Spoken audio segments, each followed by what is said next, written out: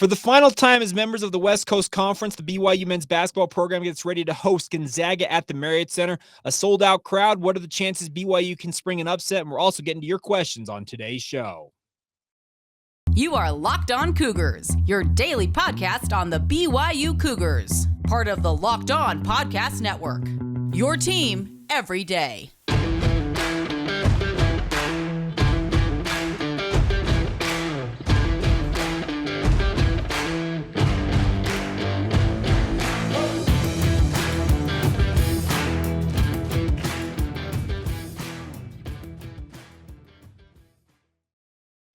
What is up, everybody? I'm Jake Hatch, your host here on Locked On Cougars, your resident BYU insider. Thank you for making Locked On Cougars your first listen of the day. Always appreciate you guys checking out the show and being a part of it. We'll get to your questions here in just a little bit, but a quick reminder that we are very proud to be part of the Locked On Podcast Network. The motto is your team every day, and as such, we are your only daily podcast focused on the BYU Cougars.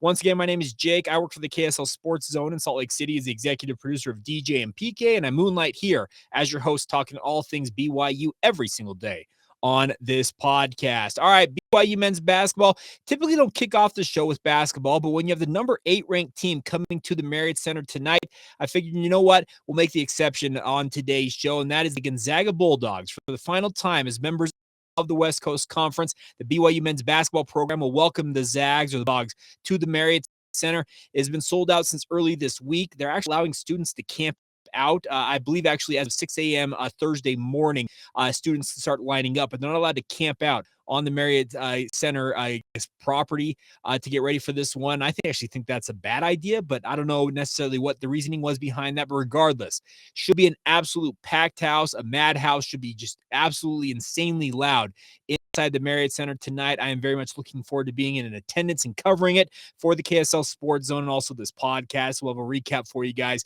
late Thursday night going into Friday morning for you. But looking forward to this game because, like I mentioned, this is the final time that BYU and Gonzaga will meet up as members of the West Coast Conference. There's been interest on both sides of this expressed in extending the series, making it a home-and-home series going on into when BYU joins the Big 12 Conference. And I, for one, applaud that. I think it'd be an absolutely phenomenal thing for Mark Pope and his staff to pursue. I know that Mark Few, the head coach for Gonzaga, has expressed that. Drew Timme, the star player for the Zags, said late last week after Gonzaga's latest game that he looks forward to playing in this game. It's a really fun rivalry. He says that there's fewer cuss words being hurled at him. He actually gave big props to the Rock, the BYU students section. So very much looking forward to this matchup between the Bulldogs and the Cougars. It will be on ESPN, so a great showdown on tap I'm expecting for this game. The biggest thing about this, though, is BYU, and Greg Wrubell pointed this out, that every season that Mark Pope has been BYU's head coach so far, they have had a win over a ranked opponent. Well, the only ranked opponent remaining on BYU's schedule is the Gonzaga Bulldogs. And if you expect me to say that BYU can go up to Gonzaga, it's going to be I'm looking at this. It'll be on February 11th. They will host BYU up there in Spokane for the final matchup as members of the West Coast Conference.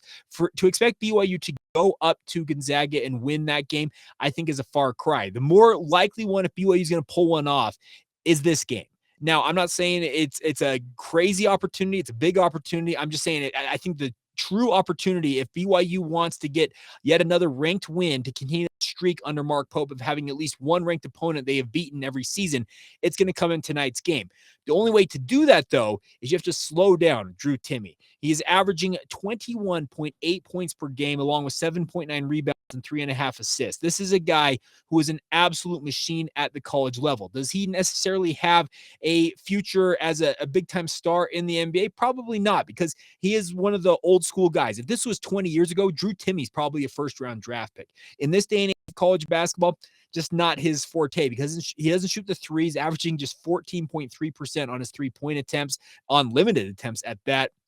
But he is averaging 61.5% on his field goal percentage. This is a guy who's going to make life miserable for BYU on the interior. Fuseni Traore and Atiki Ali Atiki are going to have to avoid foul trouble in this game, and getting a guy like Drew Timme into foul trouble would go a huge way, a long way, I guess I should say, to getting BYU a victory in this matchup. The thing about this is, though, that they also have other weapons. We all know that Gonzaga is absolutely loaded to the hilt typically with talent. This year, maybe a little less than they typically do, but Julian Strother is considered to be a guy who's got a future in the NBA as well. He's their second leading scorer with 13.9 points. He's actually second on the team in rebounds with 7.3 rebounds per game. And then Rasir Bolton was the hero that brought them back single-handedly almost to beat USF when they were on the ropes out there in San Francisco. He is the only other starter for Gonzaga that averages double digits, averaging 11.3 points per game. Anton Watson is averaging 9.5, just outside double-digit territory. So this is a team, speaking of Gonzaga, that maybe is not necessarily the Chet Holmgren team that had the presumptive top overall pick. Obviously, Holmgren was a lottery pick is what it ended up. Didn't end up being the first overall pick. So this Gonzaga team may not be loaded to the hilt, as I mentioned earlier, with true NBA star talent on it, but they are plenty good enough to come in and beat the brakes off of BYU. That's the biggest thing for the Cougars in this game, is they're going to have one of their nights where they actually shoot the ball well from three. They're going to have to even this game by being able to hit the three at a high clip.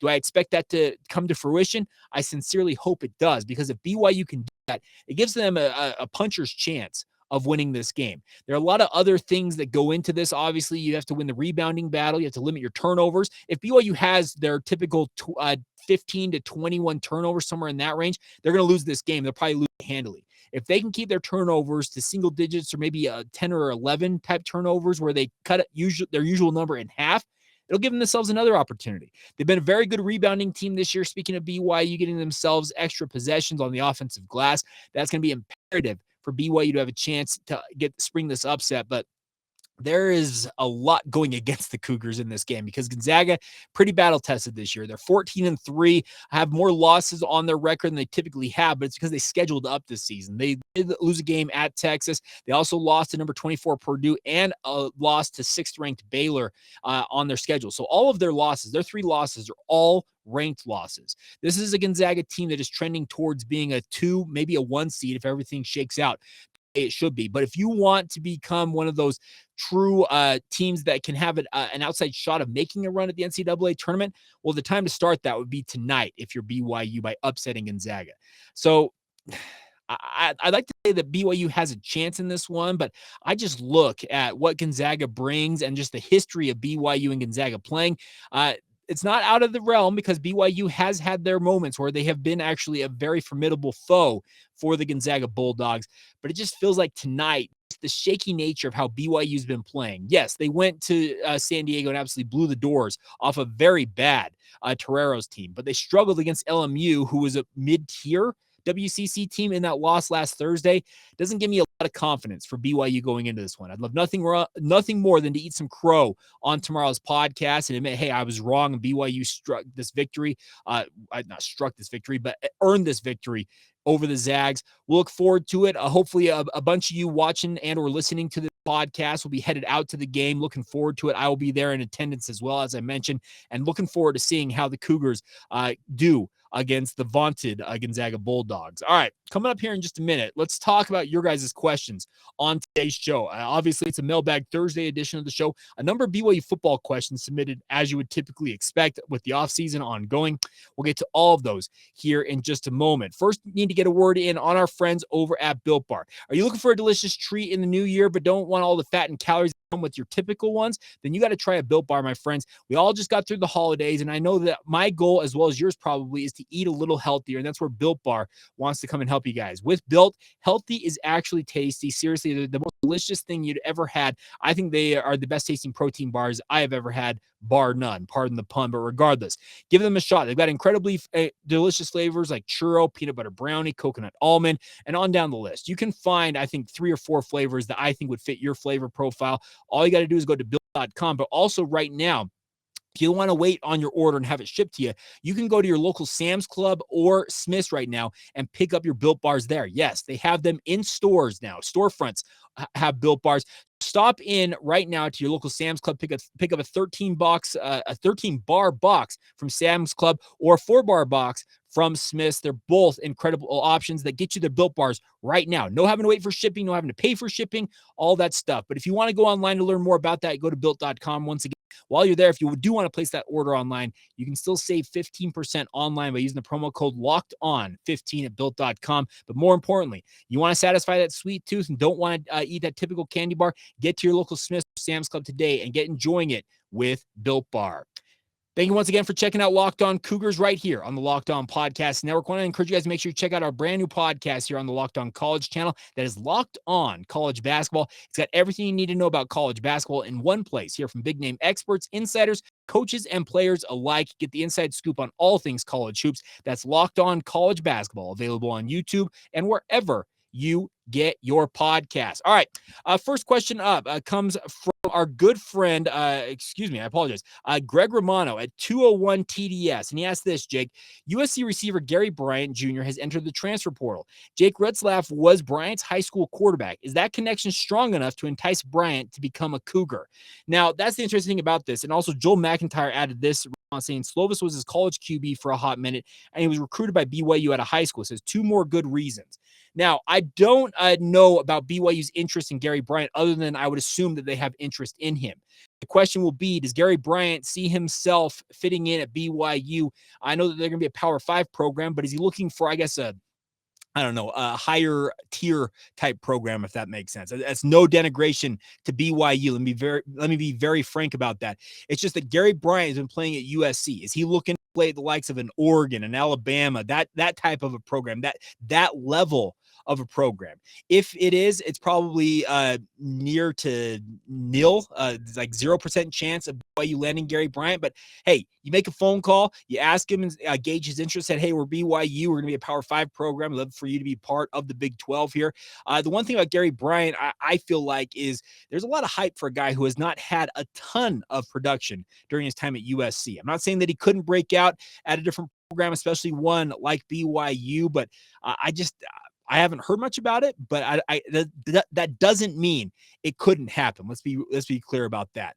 Next question up, Nick Lee 51, our good friend over there, does Locked On Seahawks. Nick, you and I are enemies this week. I'm wearing my San Francisco 49ers hat just for you, Nick. I says, I'm of the opinion that one of the first things BYU needs to do when that P5 money starts flowing in is either build a new stadium or completely gut and renovate Lavelle Edwards Stadium. Put stadium seating everywhere, cup holders, the works. It's has to do. Your thoughts. Now, Nick, I think you already know my thoughts. I think that BYU absolutely needs to upgrade their facilities. And Lavelle Edwards Stadium, yes, you'd probably have to downgrade the number of actual butts and seats if you were to put stadium seating in the entirety of Lavelle Edwards Stadium, because the benches allow you to pack more people than a seat back would. But hey, I'm all about renovating and making LES look as good as possible. I've got this, I don't know how to say this. I don't know anything that this is a legitimate possibility, but I have a suspicion that land over there, the Provo High School campus, BYU bought it a number of years back. So long as that continues to kind of sit there and is like temporary housing right now, it's housing the Harris Fine Arts community as they rebuild the HVAC on BYU's campus. So long as that property just kind of sits there and languishes, and if BYU ultimately decides they need to rebuild a stadium or build a new football stadium, well, the future LES, the future Lavelle Edwards Stadium very much could be ended up on that property.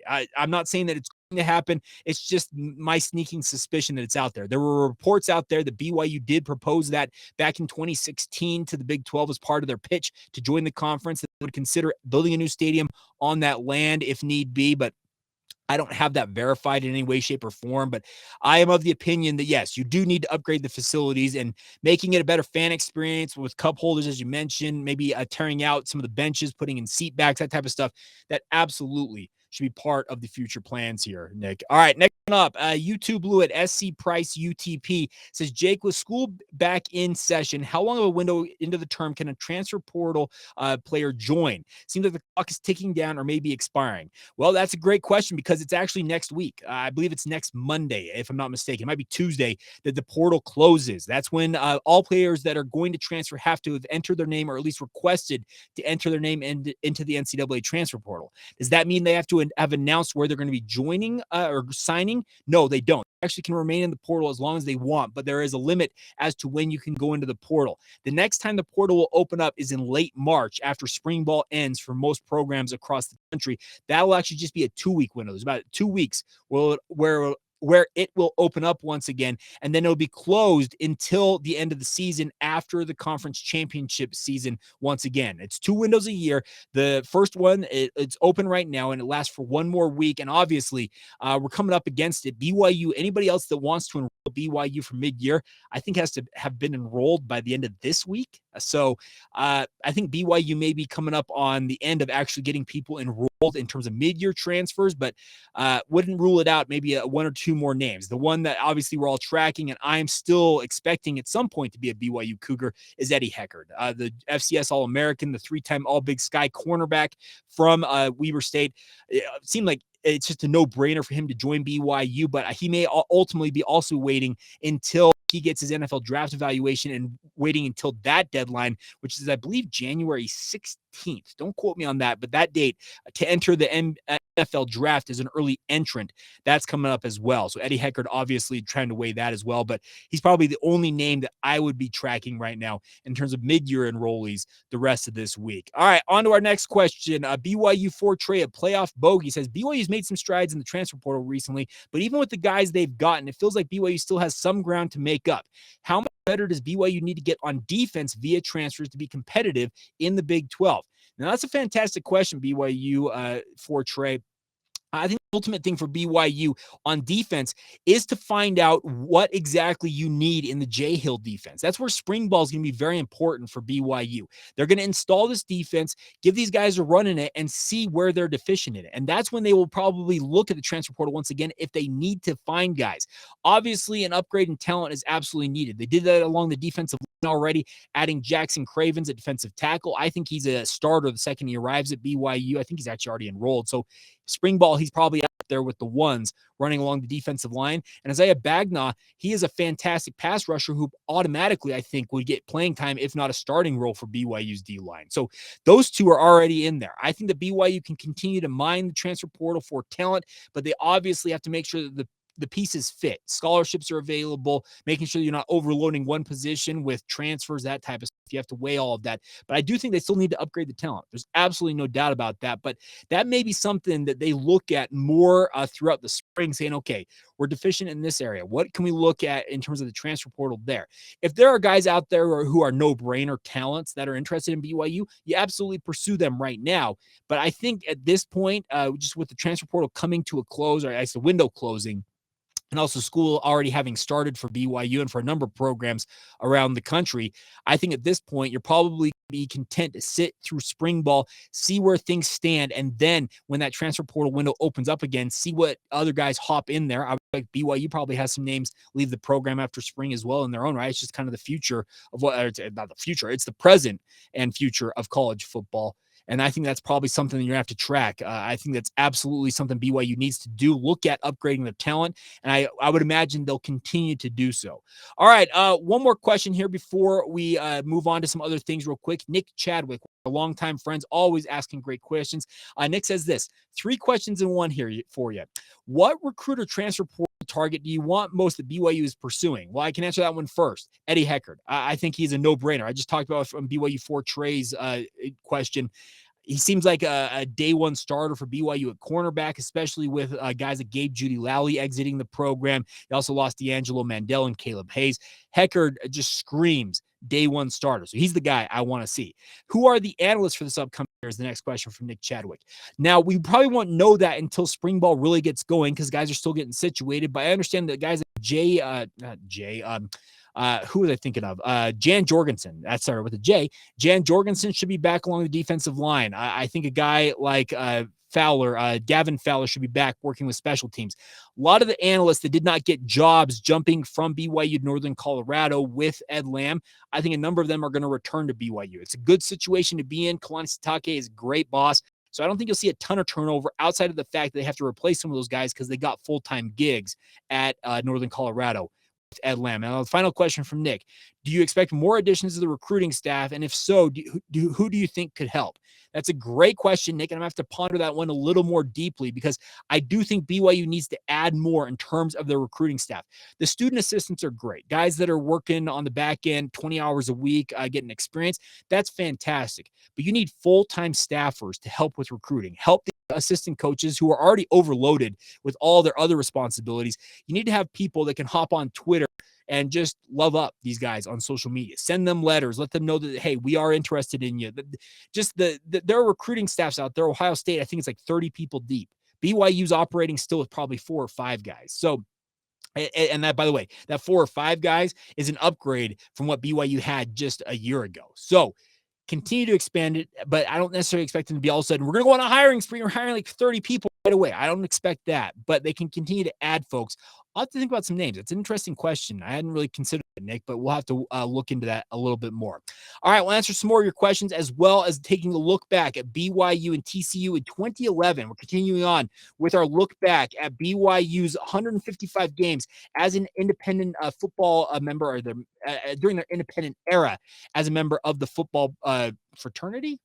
I don't know, FBS ranks. Regardless, we'll get to all of that here in just a moment. First, need to get a word in on our friends over at BetOnline. BetOnline, of course, has been with us for many, many years, my friends, and they are your number one source for sports betting information, stats, news, and analysis. If you want the latest lines on college hoops, for example, the BYU Gonzaga game, get to BetOnline right now. They'd have that for you guys. Get the latest odds, as I mentioned, and trends for every professional and amateur league out there, from pro football to basketball, both college hoop and the NBA. Baseball's not too far off. Whatever it is, tiddlywinks, cricket, I don't know what you're interested in. They've got it all at BetOnline. If you have a sports podcast, you can find those at BetOnline as well. They are the fastest and the easiest way to get your betting information. So start now. Go to their website today. Use your mobile device to learn more now. That's BetOnline, where the game starts. Thank you once again for making Locked On Cougars your first listen of the day. Absolutely love being with you guys every single day, and thank you for making us a part of it. All right, final stanza of today's show. Let's get to a few more of these questions here that came in. Next one up is Josh Glenn at _Josh Glenn. Says, okay, Jake, how are you feeling on the overall physicality of the team? Great question, Josh.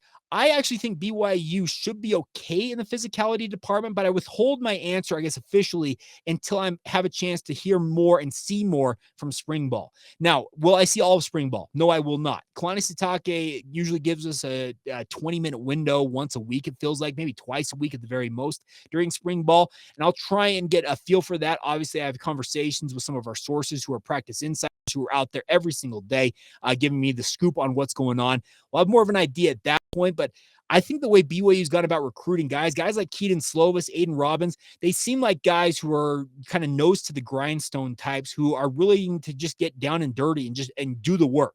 There's something to be said for that. The physicality is absolutely something BYU needs to work on, especially along this offensive line. I think some of them, not to come off as rude, but I think they got a little too complacent. And I'm not even speaking out of both sides of my mouth. It's exactly what Clark Barrington was alluding to when he joined us, talking about his transfer to Baylor. He says, I felt like I got a little complacent in my role. And I think there were a number of guys along that offensive front who did that. The defense, honestly, I think the defense as a whole got complacent because they had little to no accountability, it felt like. They could have an awful performance like they did against Arkansas, and seemingly nobody had their jobs on the line. So I think that the physicality under Jay Hill's tutelage, obviously on defense and obviously just trying to get better on offense, I'm expecting it to have an uptick, but I'll have a better idea once we go through spring ball. Next one, John Solomon 13 says, Jake, I love the podcast and listen every day up here in Seattle. Well, thank you for tuning in, John. Says, my question is this: with the players leaving the O-line and for the draft and now a new coaching staff, do you think the defense may actually outperform the offense next year? Also, when do we get the Big 12 schedule? He has the face palm emoji at the end of that one. Now, John, first things first. It's hard to say that the defense is going to outperform this offense just because of the continuity that's on that offense, even with some of the losses to the draft, as you mentioned. I still think that Aaron Roderick having his offense installed will give BYU's offense a leg up on this defense. Could the defense come along maybe midseason and outperform the offense? That's very much a possibility, but I would still put heavy odds on the offense being the more dominant side of the football for BYU in 2023. But the other thing about this is I'm expecting an uptick and a better performance from BYU's defense across the board, and that's only going to get better with more time under Jay Hill's tutelage. That's the one thing I will give you. Now, the other thing, when will we get the schedule? Well, the rumor is February 1st. The ACC actually announced that they're going to release their schedule, I believe it was January 29th. So it's the start of the week leading up to National Signing Day. National Signing Day is February 1. If that is going to be that, the Big 12 is shooting themselves in the foot by making that announcement the same day that BYU and other programs are announcing their recruiting classes. I am of the opinion that you hold off for maybe a week or two after that. There's a little bit of a lull there between signing day and also spring ball starting. Drop it then. Mid-February is the spot I would drop it, but the rumors out there is it's coming February 1. We'll see. I've been fooled before on that, believing that it was going to happen, and it did not happen, so don't quote me on that. You will, but it's okay. All right, next one. Lala Moi Moi says, my question is, our recruiting classes have been averaging about anywhere from the 50s to the 70s annually. What is the sweet spot moving forward in the Big 12, and what range do we need to be in yearly to be competitive? Now, that is a fantastic question. Right now, BYU is, I think, 63 was the last time I saw the recruiting rankings from 24/7 Sports, and they're the recruiting service that I prefer. You can have your pick, whatever one you want. Rivals, On3, ESPN. 24/7 Sports is kind of where I have placed most of my stock in that. Now, the question is, where do they need to be? I think BYU needs to be recruiting in the top 40s. If they are in that 30 to 40 range annually, because I think getting into the top 30, top 25, this is a bit too much for BYU. Maybe breaking the top 40 might be too much for BYU. But if they can get into the top 40, I think BYU absolutely is going to be pretty competitive in the Big 12. Does that mean that they will be winning a Big 12 title with the 35th rated recruiting class? No guarantees on that, but I think that they need to get to that level to be competitive, and that's obviously going to take some work because, Lala Moi Moi says, they have been in the 50s to the 50s has actually been the high end for BYU throughout most of their run here as an FBS member. It's been the 60s and 70s typically. So jump up into the 40 range. It's going to take work, but now that BYU is part of the Power 5, that should give them extra opportunities to hopefully get some more guys that may be a little more interested just due to the fact that BYU has that P5 label next to their name. All right, final question before we talk about BYU and TCU here in just a moment comes from Jordan Kennard.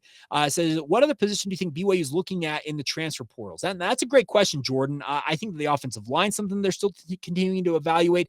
I think D-line might be something they look at. Back end of the defense, cornerback, safety is absolutely something they're examining, and maybe a wide receiver. Those are probably the ones I would examine. It says, and also, do you know what specific NFL teams are interested in Jaren Hall and Puka Nacua? I do not. But your other question says, do you also have an idea of what round they will both go in, along with other Cougars going to the NFL? Now, what I have heard is I think there are 3 for sure draft picks for BYU this year coming out. Those are Blake Freeland, Jaren Hall, and Puka Nacua. Now, could they flop in their pre-draft testing and find themselves falling out of the draft? That absolutely could be the thing. But those are the 3 that I've heard the most from a number of different people that say that those guys are locks to be drafted. Blake Freeland is going to be the highest drafted guy. I think second or third round is where he ends up. Now, with regards to Jaren Hall and Puka Nacua, what I've been told is they are a day 3 prospect. Now, day 3 sounds bad, but that is as high as the 4th round. Let's be very clear about this. The first round happens on Thursday night. The second and third rounds come on Friday, and then the 4th through 7th rounds, as well as the undrafted free agent frenzy that happens after the draft, all comes on Saturday. I have been told that Jaren and Puka are day 3 guys, but that does not mean that they're going to be a 7th round draft pick. They could be as high as a 4th round draft pick. I would venture a guess that Jaren's probably a 4th or 5th round guy, and Puka, I probably sitting around that same range, probably 4th, 5th, 6th round, depending on how he tests. I think the biggest thing for Puka, his ball skills are elite. His ability to play in terms of high pointing the ball, vertical play up in the air is fantastic. His 40 time, very, very critical. He's been so smooth for so long, but what's the actual number in terms of his 40 time? That'll be very critical for a guy like Puka to go out there and show. Could another guy sneak into the draft? Potentially. If like Harris LaChance, he's playing in the Hula Bowl this weekend. That actually takes place, I think, on Sunday, maybe actually on Monday, coming up in just a few days. If he has a great showing, there's no reason to think that Harris, just with his overall size, could find himself at the tail end of the draft. His age is working against him, speaking of Harris. He's 25 years old. He's a return missionary, all that stuff against him, but that's just kind of the greatness and how am I say this? The glory and the ignominy of the NFL draft cycle. You have to strike it right, and hopefully those guys get an opportunity and make the most of those opportunities moving forward. All right. we are going to wrap up today's show with a look back at BYU and TCU. Now, this was a game. BYU was 6-2 going into this one. We talked yesterday about BYU's first ever FCS matchup as a member of the independent ranks in college football. Well, they made the trip to Arlington, Texas, to AT&T Stadium, the place that BYU had upset the University of Oklahoma in 2008. This was just 3 years later. BYU taking on TCU, making the short trip over from Fort Worth in this game. And BYU was carrying a lot of momentum going into this game, but TCU had something special for him in this one. Casey Pascal, I think was how you Pahal. I remember how you pronounce his last name. You remember him, had the big sleeve on his arm with tattoos, was absolutely masterful as a quarterback for TCU, but did not have his finest game as a Horned Frog in this one. He actually only completed 13 of 23 passes for 147 yards, but did have 2 touchdowns against 0 interceptions. TCU also struggled rushing the football, 39 carries for 136 yards. You're thinking, okay, how in the world did BYU lose this game? Well, turnovers. That's what happens. Riley Nelson came into this game, 15 of 29 is what he finished with, 215 yards, 1 touchdown, but 2 critical interceptions in this game. It was one of those things you look at and say, oh man, what could have been in this matchup? Because TCU ultimately won this game 38-28 was the final. Many of you will recall that. It was a back and forth affair. TCU led 28-10. At the end of the first half.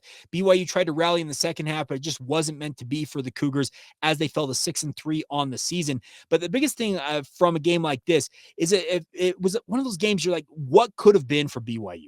Had they been able to grind out this victory, maybe had a better start in this. I mean, it was the 4th straight victory for TCU over BYU, dating back to them both being members of the Mountain West Conference. So it was just one of those things. Punts. Now, I also forgot about this.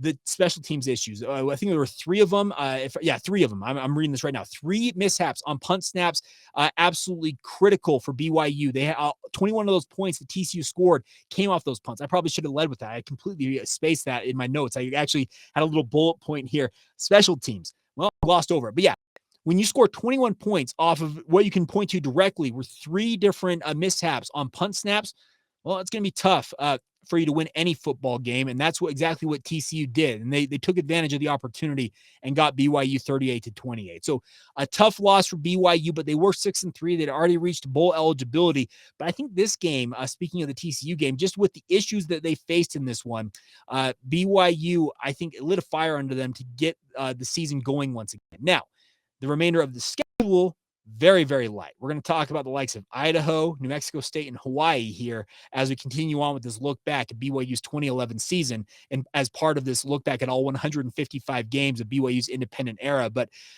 it's crazy to think about that BYU outgained TCU in yardage, a lot of different metrics in this game. But as it's usually happens, whichever team wins the turnover battle or the coaches will tell you there's 5 to 6 plays in every football game that typically turn the game on its head. A lot of times they're turnovers. A lot of times they're the 4th downs, like stuff like that. Critical plays in critical moments of games turn games on their head. Well, those mishaps on special teams for BYU, 2 interceptions from Riley Nelson, absolutely hampered BYU's ability and ultimately came up short in a 38-28 loss at Jerry's World down there at AT&T Stadium in Arlington. But the one positive that did come out of this game, some of you have probably seen it on social media. I am very fond of using it myself. There is a famous GIF out there of Riley Nelson reaching up and high-fiving a referee. You know what game that came from? This game. Yes, it did. 2011, Riley Nelson high-fived that referee. I am still stunned that he did not get penalized because that just was like one of those things that you don't do that to referees because typically they take exception to that. But regardless, that is, I guess, one of the positives that come out of a loss for BYU football in that loss to TCU was that famous GIF, that famous moment. It's all over the internet. You can find it. Just Google Riley Nelson high-five a referee and it'll pop up GIF and or the video of it on YouTube. It's out there. It's really simple to find, but that was the one kind of key thing that came out of this. It was kind of the funny thing. All right, real quick also, teams in action tonight. Women's basketball, they are in LA to take on Loyola Marymount tonight. That's 8 o'clock Mountain Time on the WCC network. The men's and women's track and field programs are hosting the BYU Indoor Invitational Round 2 happening today, tomorrow, and Saturday if you want to get out to the Smith Fieldhouse and take part in that. And that's the other teams in action tonight. So basketball and track and field along with men's basketball in action if you want to support the Cougars. But I'm expecting most of you, like myself, to be out there watching BYU and Gonzaga square off at the Marriott Center. That's going to do it. That'll wrap up today's show. A huge thank you once again for you guys' support, as always, of the podcast. By the way, I promised you guys an update on our listens and downloads from last year, our views. We crossed the 1 million threshold. So thank you. 1 million times last year was this podcast downloaded and or viewed on YouTube. You guys are phenomenal. Cannot thank you enough for your support of the podcast, as always. All right, we are way over time, but thank you once again for making us your first listen of the day. Now go make your second listen. Our friends over at the Locked On Big 12 podcast. Get caught up on everything going on in the Big 12 Conference with Josh Neighbors. Get that free and available wherever you get your podcast. Also, check it out on YouTube if you haven't been watching us on YouTube as well. Until tomorrow, best of luck to the BYU men's basketball program tonight. We'll be recapping that on tomorrow's show right here on Locked On Cougars. See ya.